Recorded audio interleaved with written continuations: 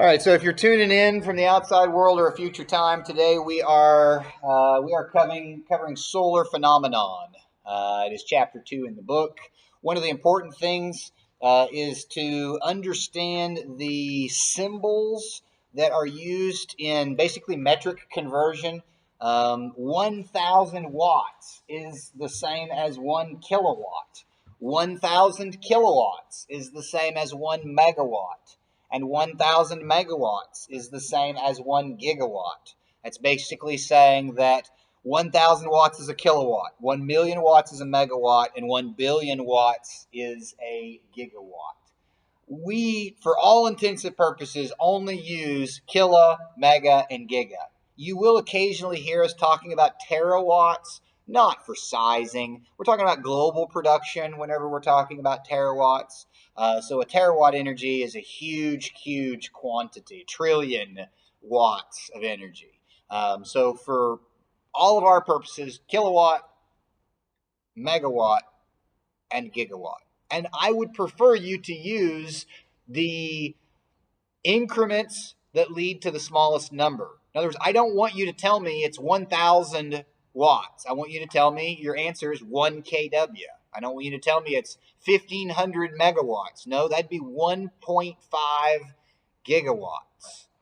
And so try to keep your decimal points to no more than 2 digits after the decimal point, and not use any commas if you can avoid it, if that makes sense. I know you guys have had classes before. I don't think that this is going to be an issue for you at all. We've already talked about the fact that the farther you get from the source of the radiation, the weaker the radiation gets. We've also talked about the Earth bouncing radiation off. We're going to talk about some of those terms in a little bit. But the first and one of the most important terms in this chapter and in this class is on the screen right now, and it is irradiance. There's a section in your book that talks about the differences in irradiance, irradiation, insolation, and peak sun hours. You will need to be familiar with these terms like you are familiar with your first name. These terms will be all over the NABCEP. They will be all over your sizing calculations instructions, because this is basically the resource that you are working with, the solar resource for a specific area. So irradiance. Irradiance refers to power. It is an instantaneous number, and it is referring to the amount of energy, the amount of power in watts that is being received by 1 square meter of space. Area, in other words. That is 1 meter by 1 meter. That's a little over 3 feet by 3 feet. Scientifically, I believe it's 10.75 square feet is 1 square meter. All right. And so this term irradiance, you need to know, is an instantaneous number, and it is a power number. It is measured in watts per meter squared. The next term is irradiation. Irradiance over time is irradiation. Power over time is energy. So irradiance is energy. To be more specific, it is measured in watt hours per square meter. So if I have 1 square meter and I have 1,000 watts of irradiance for 1 hour, it adds up to 1,000 watt hours of irradiation. So myself and the NABCEP, we're going to work real hard to make sure that you know all of these terms and their meanings very, very thoroughly. If it ends in ANCE, it means power. If it ends in TION, it means energy. It's one of the simplest ways to remember the difference in irradiance and irradiation.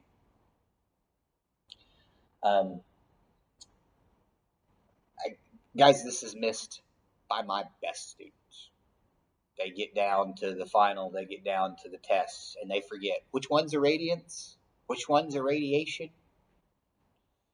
The TION, meaning energy. It's the only way, it's the easiest way that I can create an acronym for you to remember it. So, solar radiation over a day is referred to as insolation. So, every moment of time, the amount of irradiance is changing. Therefore, if I added up all of my irradiance for the entire day, it turns into irradiation because that's energy. And if I had that for a specific location for an entire day, it would be referred to as that location's insolation. So, for example, I have 1 square meter. I put a device on there to check how much energy is striking that for the whole day. It adds up to 5,000 watt hours. The insolation for the day, or for the location for that day, would be 5,000 watt hours, or 5 kW. Okay. There's one more term, and it says related to peak sun hours. Peak sun hours are the same as insolation, but written in the kilowatt hour form. And it is the average for a specific location on Earth. For example, Neosho, Missouri has a peak sun hours of 5.1. I don't say 5.1 kilowatts because it's not. It's peak sun hours. But that 5.1 peak sun hours would be exactly the same as saying 5,100 watts of insolation. Follow me so far? How do we get these numbers? Well, you see kind of a graph up here, and I like to manually draw this to help people make sense of it. When I start out at 6 a.m., 7, 8, 9, 10, 11, 12, this is noon. 1, 2, 3, 4, 5, 6. So I've got 12 hours of daylight and 12 hours of darkness. That's everywhere on Earth on average over the year. Okay? This is solar time, not clock time. All right? So right here, the sun is at its highest point in the day, and right here it is at 0. Right here is at 0. It forms an arch, and it doesn't quite look like this. It's not a sine wave, I assure you. If we were going to draw it more accurately, it would look more like this.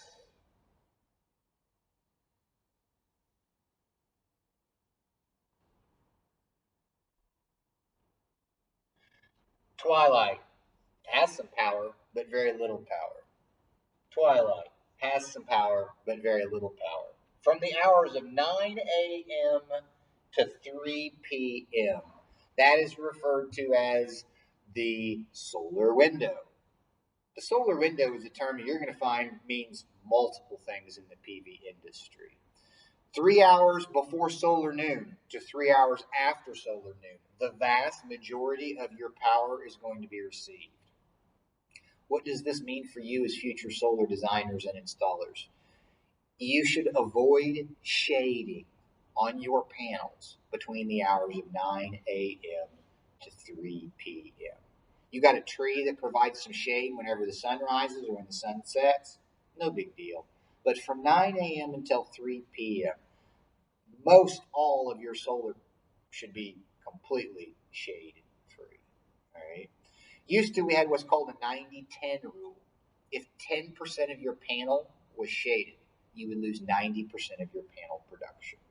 We have developed an improvement in our bypass diode technology. We'll learn more about that later on in the class. But basically, if part of your panel today is shaded, the panel is smart enough that it bypasses that part. It still reduces your production. You guys all have a basic understanding of series and parallel connections. If I have this panel connected in series with this one, connected in series with this one, connected in series with this one, the amperage output is equal to the lowest amperage in that series. If one of my panels has 10% shading and a 90% reduction in power output from that one panel, that means that I've actually reduced the power output 90% on the entire array that is connected in series. All right, that's problematic. And so that's the reason that between 9 a.m. to 3 p.m. is our solar window. Let's add it up though, that right here at 7 o'clock, I got 100 peak sun hours. At 8 o'clock, I got 150. By 9 o'clock, I'm up to 700. By 10 o'clock, I'm at 800. By 11 o'clock, I'm at 900. By noon, I'm at 1,000. By 1, I'm back to 800, then 700, then 150, then 100. Now I add all of these up. So 8 and 8 is 16, plus 14, we're up to 3,000, 4,000, 4,900, 5,000, 51, it'd be 5,400. If I added up all of these, I had 5,400 watt hours for my day. That would be your insolation. If I did this for an entire year and this was my average for the year, then I would say I have 5.4 PSH for this location, which is 5.4 peak sun hours. Because there was not a moment in my day that I had 5,400 watt hours. There's not a moment in my day that I even got above 1,000 watt hours. So this is a culmination for the day. But it's very important because if Neosho, Missouri receives 5.1 PSH, but Nevada receives 5.4 PSH, and you're considering a development at one of those, which location would have a higher profit margin? Nevada, because it outputs more energy. How does this translate to a solar panel? Well, let's say I had a 400 watt solar panel. I'd take 400 times 5.1. That's going to end up like 2,000 and just slightly over. I'd take 400 times 5.4. It's going to give me more power. That's what those numbers tell you, is if you know the wattage of your solar panel and you know your peak sun hours, you can multiply that and tell how much energy on average that array or that panel will produce for that customer before losses. There's always going to be some losses. You guys think that you have a fairly clear understanding right now about what peak sun hours are, insolation is, irradiation, and irradiance? Irradiance. Irradiance. What's the exact terminology for that? Irradiance is solar power for 1 square meter of area. So in an instant, Yes. how much Yes. you are getting At any given for instant. Yep. Radiation, irradiation, which is your over X amount. Right. Volt per hour. Yep. And then you have your insulation, which is how Over. much energy per day. There you go. Over the day. So moment, hour, Yep. and then There we go. Irradiance is the moment. Irradiation is the hour. It's energy, okay, rather than power. And then insolation would be energy for a day, and peak sun hours would be kilowatts of energy for a specific location on an average day. All right, guys, we're going to cover this again. After your first quiz, we'll see how many people miss it, and then go from there. So, all right. And Okay, sounds great. All right. So extraterrestrial solar radiation. It's also known as top of the atmosphere radiation, but most industry professionals refer to it as extraterrestrial radiation or the extraterrestrial solar constant. We have two solar constants. We have the terrestrial solar constant and the extraterrestrial solar constant. The terrestrial solar constant is 1,000 watts per square meter. That means that on the surface of the Earth, it is very rare to have 1 square meter any time during the year receive more than 1,000 watts of energy. On an average, that's what it would receive. But once we get above the atmosphere, we have a significantly larger amount of energy there because the atmosphere isn't bouncing it off, reflecting it, and absorbing it. The extraterrestrial solar constant is 1,366 watts per meter squared. This slide lists 1,350 as a rounded number. All right, I'll accept either one of those answers, 1,350 or 1,366. The main thing that I need you guys to understand is that this extraterrestrial solar constant, it's 24 hours a day, 365 days per year. There's no clouds, there's no shade. It doesn't go off at nighttime. It's always on.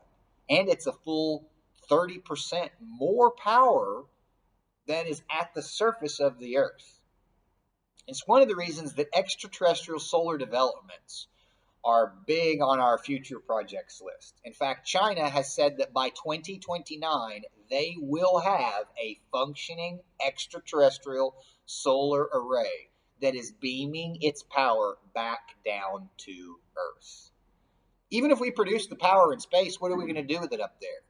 We're going to have to send it wirelessly somewhere, all right? And so the two methods to get the power down to the surface of the Earth is either through laser beams that have receptors on the Earth or microwave beams that have receptors on the Earth. So they will literally have to have satellites in geo orbit or something to beam it directly to them around the Earth if they're going to do that. Well, theoretically, you have a globe, you have a sphere. You could have the array that is rotating the Earth that is geospatially exactly over the same space. In other words, as the Earth rotates, that array is always directly above that location on Earth. But then at times it will not be pointed directly at It self-adjusts to always be pointed. The array is always pointed at the sun. Yep. So let's look at this. Let's look at the moon. So it would have to be the North Pole or South Pole, just in that where it can. Absolutely. So it can. Yes.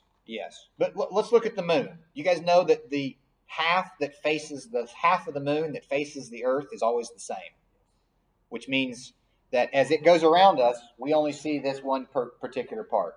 So I don't want to say it's easy. It's rocket science, but we have the technology and the capability to launch satellites into space that are always facing and visible from one spot all the time. Geostationary, I think, is what it's. Yeah, there we go. But the issue with that, once again, as you mentioned, it has to be positioned in a really strange way where it's always receiving light because you don't have one part of Earth that always is lit. The North Pole is lit for half of it. No, but a solar array in space doesn't have the shade of the other side of the Earth. So once you're outside of the shadow of the Earth, like our satellites. So pretty much it'd be way up there beyond even Oh, no. Only in an eclipse, which happens like once a year or something like that. So even our satellites that orbit Earth, the average satellite is in the sun 20 hours out of 24 hours per day. It won't take very creative adjustments to where that array is producing power pretty much 24 hours a day. But how do we get it here efficiently? Number one, if we beam it down, there's going to be losses. Yeah. If there's less than 30%, let me back up. If there's more than 30% losses, it doesn't make any sense. because we had to spend all the energy and the time and the expense to get it up there. But to beam it back down, I have a bigger fear or a bigger concern of either weaponizing the technology or somebody hacking the technology to turn it into a weapon. I mean, what happens when you put food in a microwave? It gets hot. Right. I don't want to be microwaved. All right. Now, there is microwave bandwidth or frequencies that supposedly have no effect on life, cannot affect life.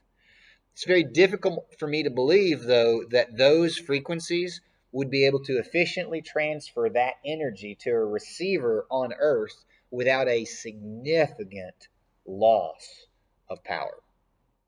How do we overcome those losses? Well, to start with, the array is in the sun for 20 hours to 24 hours a day, whereas our array is in the sun for like 5 hours per day, if we're talking about peak sun hours. So theoretically, that array would actually produce more than 4 times the amount of power as a similar sized array located on the surface of the Earth would. You don't have the issues of indirect sunlight. You have the direct Sure. sun. Sure. Right onto that. Yep. Space power will be a thing. So the extraterrestrial solar constant is 1,366 watts, and the terrestrial solar constant is 1,000 watts for the 48 contiguous United States. There is some variation on this. We'll talk about that some more when we talk about air mass. Atmospheric effects. We have 3 types of radiation that we need to learn about. We have direct radiation, diffuse radiation, and albedo radiation. We'll start with direct. Direct is just like it sounds. The direct radiation came directly from the source. It did not bounce off another source or get refracted by another source. You can tell direct radiation because all of the rays are parallel to each other. All right. Diffuse radiation has been refracted. It has been broken up by a crystal or some type of a prism. Think of a rainbow. A rainbow would be directly viewed diffuse radiation. Well, what diffuses our radiation? Well, to start with, moisture particles or molecules in the atmosphere. Water can make a lens just like a magnifying glass. And so that radiation can be broken up and scattered. That's the frequent term for diffuse radiation, would be scattered radiation. The problem with diffuse radiation is the rays are not in alignment with each other, and so they come from all different directions. It doesn't mean it's not bright. Think of going out on a cloudy day that's really bright outside. Sometimes it almost feels like it's brighter outside on a cloudy day than it is on a sunny day. You'll still get sunburn on a cloudy day. It's just it's not all coming from one source. It's coming from the whole sky. All right. There are certain types of solar panels. When we talk about cells, modules, and arrays, we'll explain it. But there are certain types and manufacturing processes of solar panels that can increase the production of diffuse radiation. All right. The last is albedo radiation. In the past, and I say in the past, 2 years ago, I was always under the impression that albedo radiation was merely wasted radiation. It would bounce off of objects and bounce back up into space. That is changing. Bifacial panels are panels that can harness power on the back of the panel or on the front of the panel. They make use of albedo radiation. About 30% of the total radiation is albedoed. It's bounced off. And that's an average, guys. Under certain conditions, that number goes way up. Let's look at a white gravel parking lot. I can walk out and not need sunglasses. And the moment I get to that parking lot, I'm crying. Because not only are my eyes getting all the radiation from above me, it's bouncing off and it's coming up from below me. You want a real extreme example? Go out in a snow-covered area. You will go blind. They call it snow blindness because the albedo radiation bouncing off snow can be between 80 and 90%. So I have a solar panel and I face it towards the sun. 100% of the sun's energy can strike the front of it. In snowy conditions, I could face it to the ground, and 80 to 90% of the same energy would strike the back of the panel. So suddenly, albedo radiation is a usable resource. If we can design the panel racking mechanisms that albedo radiation will reach the back of the bifacial panel with minimal blockages. All right. So albedo radiation is going to come into factor when we begin to have designs for northern climates that have a large amount of snowfall or a large number of days that have snow-covered ground. All right. In the past, those areas have not been primary for solar development. With bifacial panels, they may have a big part of solar growth because when is the largest amount of electricity needed in northern climates? In winter. So currently they're looking at things like solar fencing. I just stand it up. Make a fence that runs north and south. In the summertime, when the sun rises, it catches power. When the sun sets, it catches power. But it doesn't produce much power in the middle of the day. But come winter time, the sun has a really low angle. So all day long, that low angle is going to bounce off of the ground with snow covered and have albedo radiation on both the front and the back of the panel. There is very little testing done on bifacial solar fencing in snow-covered climates. There's not even any, there's virtually no documentation of what it would actually produce. But it's being studied right now. All right. Questions over the differences in direct, diffuse, and albedo radiation? Okay. Direct, of course, it comes directly from the source. Okay, here, air mass. This is the next subject we need to talk about. So the amount of air that the sun's rays has to pass through varies greatly based on the angle which it is entering the atmosphere. A simple example would be if we're going to cut through this piece of paper, let's say this is the atmosphere. If the distance to cut the paper from here to here is 8.5 inches, all right, because this is an 8.5 by 11 sheet of paper. If I then entered and I drew a line from this triangle or this corner to this corner, it's going to be even longer than 11 inches. So the amount of air that the rays pass through vary greatly depending on the angle that they're passing through that air. Is the angle sharper in the winter or the summer?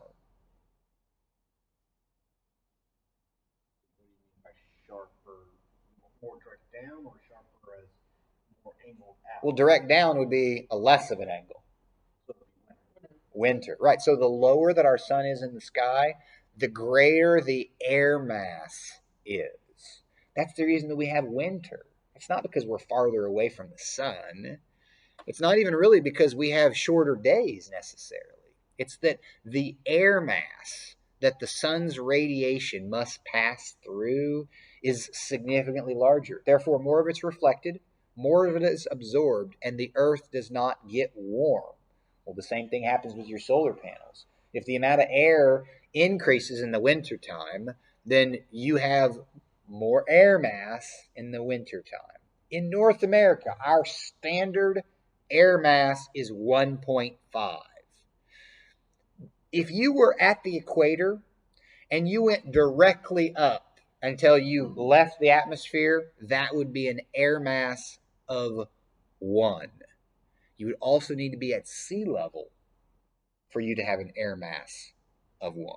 So basically, the higher the elevation that you go, the lower your air mass. To give you an example, Mauna Kea Hawaii mountain.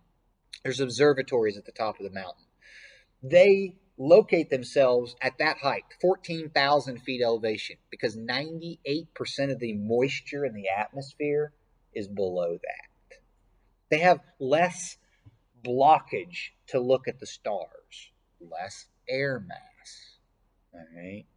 Um, the air mass for some parts of the United States can get above 2 even. We really do not use air mass for our calculations because your peak sun hours have already taken into account the loss for the air mass. All right? But it is a factor. Once again, solar developments at high elevations in, let's say, Colorado have a lower air mass. Therefore, they have higher irradiance and more peak sun hours, which makes those projects more profitable. All right.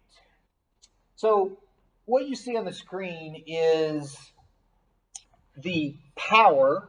These are power in watts, 500 watts, 1,000 watts, 1,500 watts, 2,000 watts.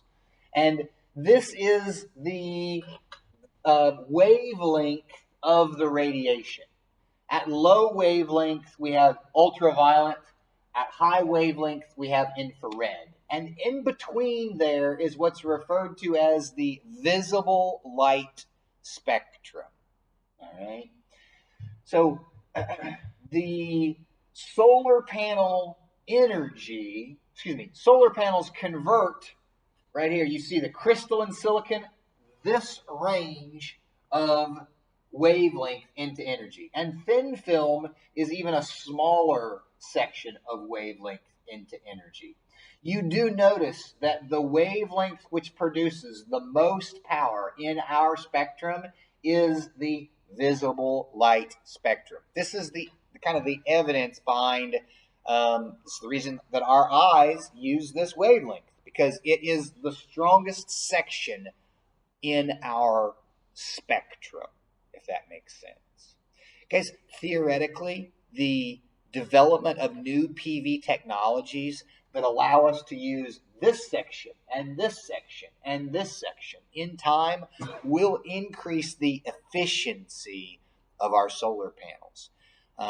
By layering the panels, like this particular panel produces power from this wavelength, but this one produces it from this wavelength. We can actually stack them and have layered PV modules and expand the wavelengths that we can extract energy from. But those layered panels are extremely expensive.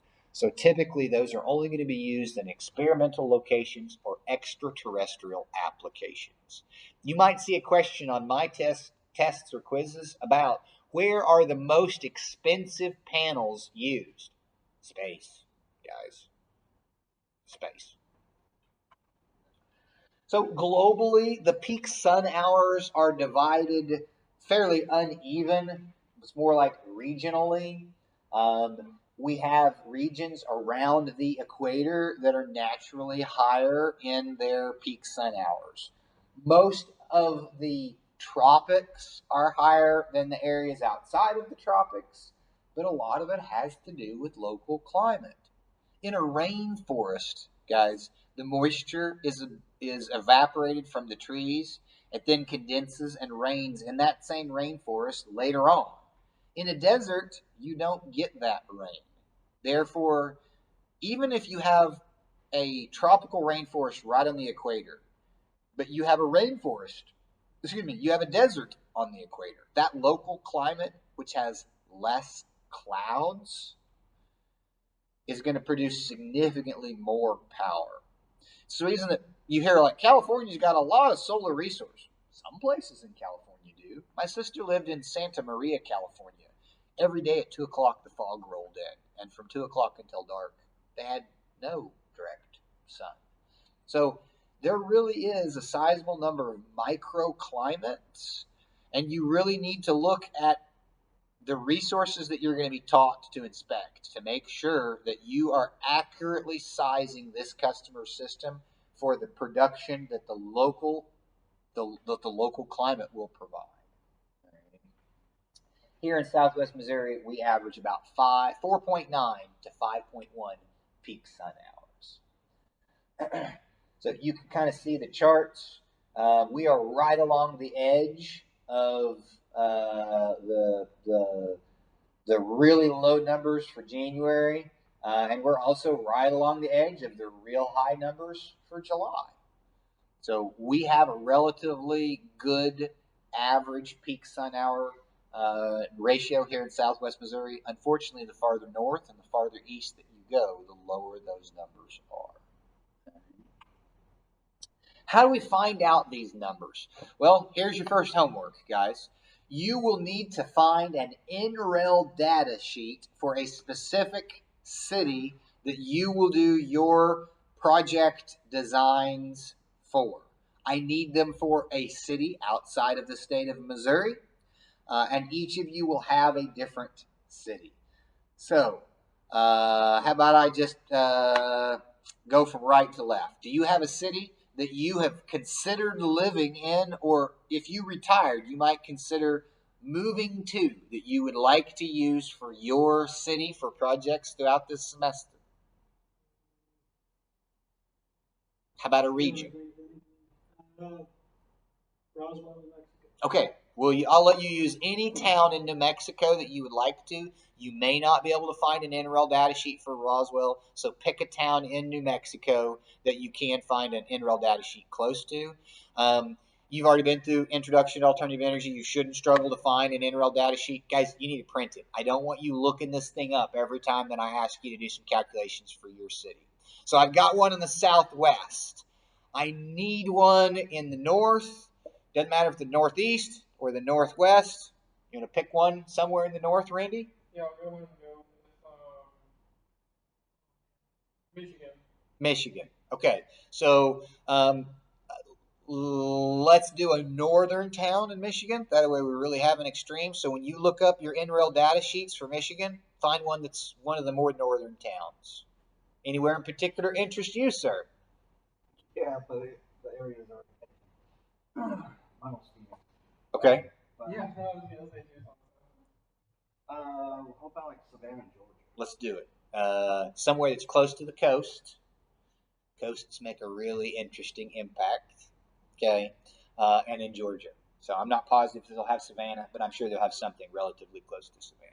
All right. So preferably by the next class, guys. I'm not going to hold you to it. It's 10 easy points. Show me that you've got it physically printed out, and we'll get 10 points into our NABCEP.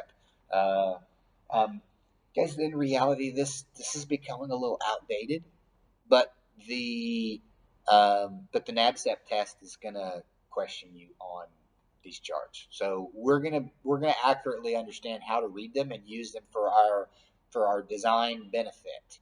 When you're designing on NREL, when you're designing on Aurora will not give you the local peak sun hours for each individual month or anything like that. And so being able to look at the differences from which months have the highest and how significant it changes will allow you to determine, like, hey, if I do this winter panel angle, I'm going to lose my overall total production by approximately this much. And so being able to look at each individual month, so like here's our individual months. In January, I've got 3.8 peak sun hours. In the same location in July, I've got 6 peak sun hours. Wow, that makes a pretty dramatic difference on where my angle of my panels should be to maximize production. But if I've got a customer like Michelle who is not going to get any benefit from overproducing in the summer, that also changes my design criteria. So we measure this data using a variety of tools. A pyranometer, a perheliometer, a reference cell. Those are the 3 solar radiation measurement devices that you need to be familiar with. Because I can't say that I quiz or test you a lot on these, but don't be surprised if they are on the NABCEP, because they want you to understand the difference in what these are. A pyranometer measures both direct and diffuse radiation. It's referred to as global radiation. All the radiation from everywhere in the sky is measured. But a perheliometer is kind of like looking at the sun through a toilet paper tube. Okay? All of the other things except the sun are blocked out. So that would be only direct radiation that would be measured. The last thing is a reference cell. A reference cell will allow you to determine what is the current level of irradiance. All right. So I have a working reference cell. I have antiques that are pyranometers and perheliometers. All right. But we have a device called a CWIRD, which has a reference cell, and it will give you, like, every 10 seconds it will update and tell you what the average irradiance was for the last 10 seconds or so, based on whichever angle you have that reference cell. All right. The reason that this is important is, let's say I have a 400 watt panel and it's not outputting the proper amount, in my opinion. Well, maybe it's just because the sun's not very bright today. So using a reference cell, I can know what the panel is ideally supposed to be outputting in the current real world conditions that it is being exposed to. Calibration of these devices is not something that can be done in a field. It's not something that can be done in an office. You'd have to have a laboratory setting to calibrate these devices. And so it's one of the things that I personally have not gotten to work on a research project that had to have calibrated perheliometers or pyranometers yet. The only calibrated device that I work with is the reference cell on our CWIRD. Still see some people writing. Can I move on? Okay. All right. So what causes our changes in annual radiation to be seasonal radiation and affects our design is the fact that the Earth has a tilt when compared to the sun of 23.5 degrees. It creates three lines that are imaginary lines on Earth. One is the equator, one is the Tropic of Cancer, and one is the Tropic of Capricorn. All right. You can see these diagrams even better whenever I move to this next slide. Whenever we are in winter in the northern hemisphere, the northern pole is tilted away from the sun. When we are in summer in the northern hemisphere, the northern pole is tilted towards the sun. And whenever we are in spring and fall, it is rather tilted sideways to the sun. And you can see that in the drawings on the board. The fact of the matter remains that if you live in the tropics, the sun is going to be at your zenith at least 1, if not 2 days per year. What is zenith? Zenith is straight overhead. The highest point in the sky is zenith. Is the sun ever at our zenith here in Missouri? At the highest point that it could, that straight overhead? No, it can't, because it rises in the east, it moves into the southern hemisphere, and it sets in the west. It is never directly overhead.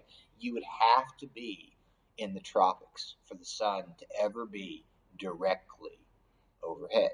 It's one of the reasons that there can be more than 1,000 watts of irradiance in the tropics, but it's almost impossible for that to happen in the, above the tropics or below the tropics. The only way that it could happen there would be on a mountaintop or very high elevation. Okay, solstice and equinoxes. I know that you guys have all heard about these in your introduction to alternative energy. I want a quick recap though. The solstices are the shortest and the longest days of the year. Winter solstice is our shortest. Summer solstice is our longest. All right. That is also the time in the summer solstice that the sun would rise the most northern possible and set the most northern possible. And on our winter solstice, the sun would rise the farthest south possible and set the farthest south possible.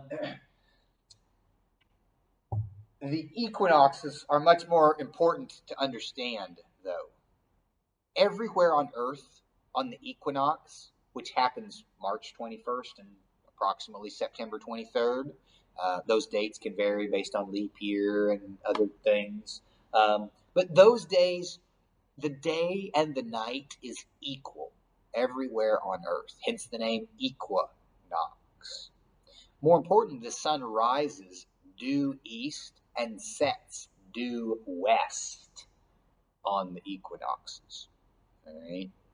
So, shading can kind of be an important thing because in the summertime, when we have larger amounts of solar radiation and longer days, shading is bigger concern for two reasons. One, trees. They have their leaves on during that time of the year, so shading tends to be more significant. Number two, our panels get hotter, and when the panels are hotter, they lower their efficiencies. And so if you've got some shading and lower efficiencies, your poorly designed summertime production will be lower than it should be.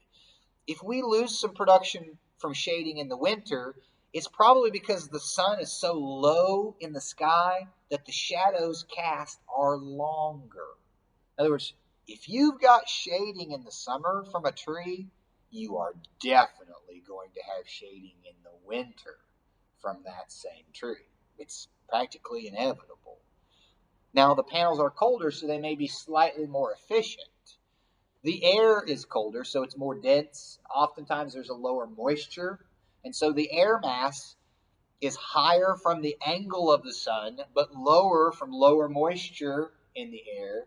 But still, overall, we have a higher air mass and lower production in the wintertime, even if we had the same number of peak sun hours, than we do in the summertime.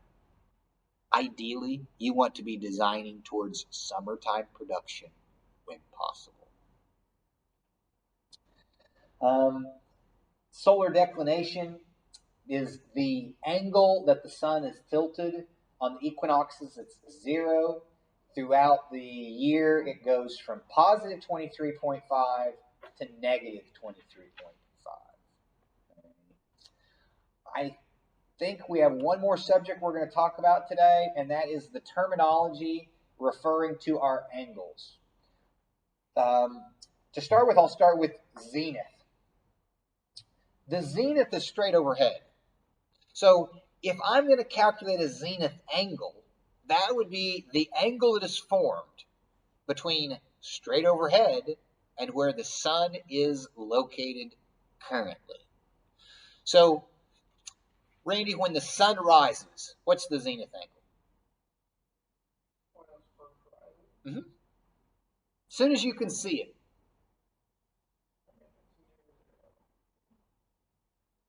Nope. Be the opposite. So if zenith is straight overhead, what would the angle that would be formed between straight overhead and the sun rising?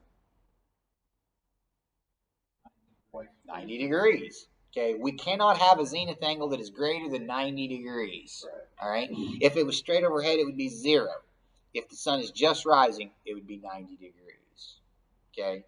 Throughout the day, the zenith angle changes because the sun rises and then the sun sets. Okay. We also have what's referred to as the elevation angle. It is also called the altitude angle. It can also be called the sun angle. Basically, that is the angle that is formed from the horizon to where the sun is. Follow me so far? Tyler, if I had a zenith angle that was 45 degrees, what would the altitude angle be?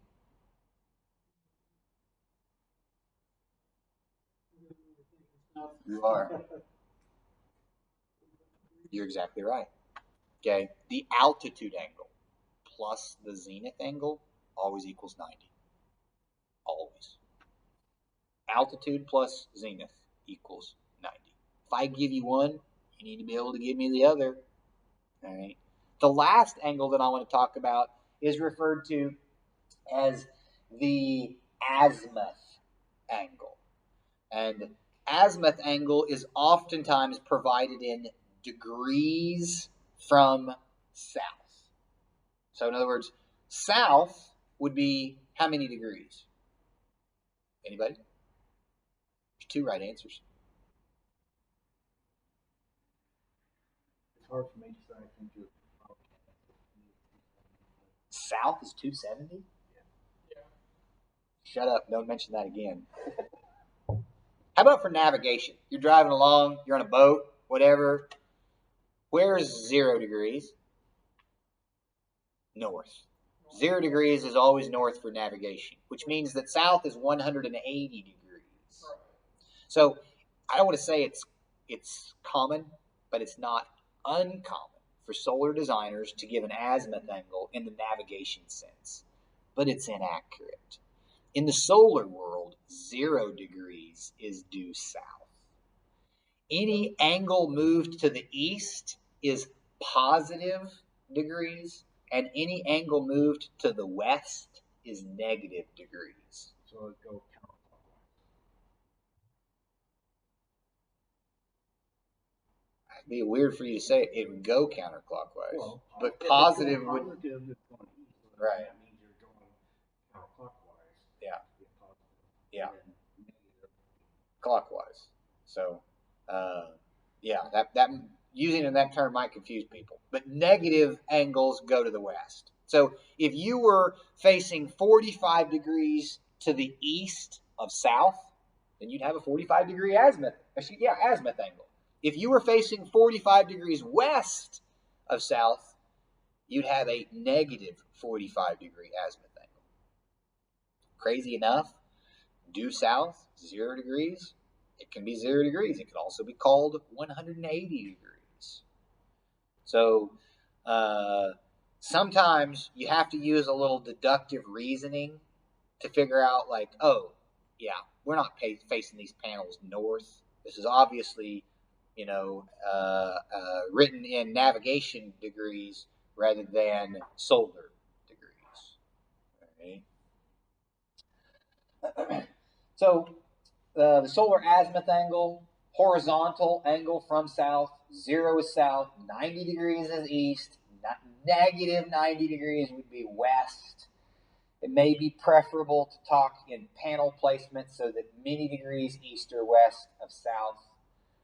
So we're going to place our panels to face 30 degrees east or 30 degrees west.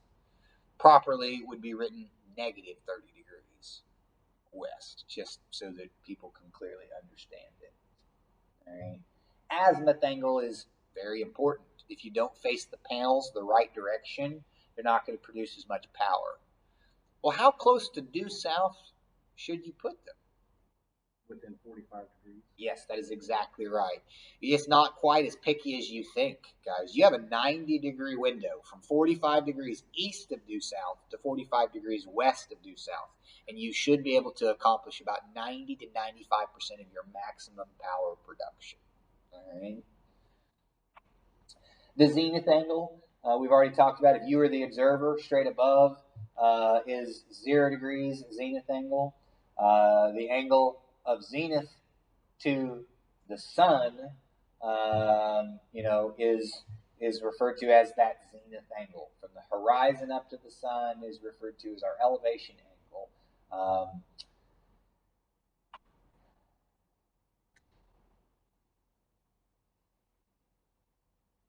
Yeah, we already know about this stuff, so I'm going to cover it real quick to get it out of the way. Solar radiation is based upon solar time, not clock time. So when we say 3 p.m., I don't give a darn about what time your watch says. 3 p.m. is 3 hours after solar noon. When is solar noon? When the sun is directly at Yeah, you go. It crossed your local meridian. That'd be one example. Another example would be it is at its highest point in the sky. In the olden days, when people didn't really have compass, they would drive a stake in the ground, and they would take and as the sun began to rise, they would watch the shadow that the stick created, and they would measure it. And whenever the shadow was at its longest point, the shadow created a straight line pointing due north and south. All right, pretty easy way to find due north and south. You can also Google what time is solar noon for this day in this location. It varies everywhere, guys. Solar noon for Neosho is different than solar noon for Seneca because it takes a little bit for the sun to get over to Seneca. Now the sun moves pretty quickly, moves about 1,000 miles per hour. So there's only probably a couple of seconds, a minute difference between solar noon in Neosho and solar noon in Seneca. Okay. The most important thing, though, is for us to understand that it doesn't matter if it's daylight savings time or not. It doesn't matter what the clock says. Our system designs are based on solar time, and that shading, the shadows caused by objects, should not touch our array from 3 p.m. solar time to from 9 a.m. solar time to 3 p.m. solar time. Okay. Daylight savings time sucks, and hopefully we will get rid of it. All right. You guys have any questions over anything that we've covered today so far? All right. Whenever we pick back up, we will pick up where we left off at the end of time, and I think the next thing is to talk about the solar window. Those of you who are in YouTube land, thanks for joining us, and tune in our next time.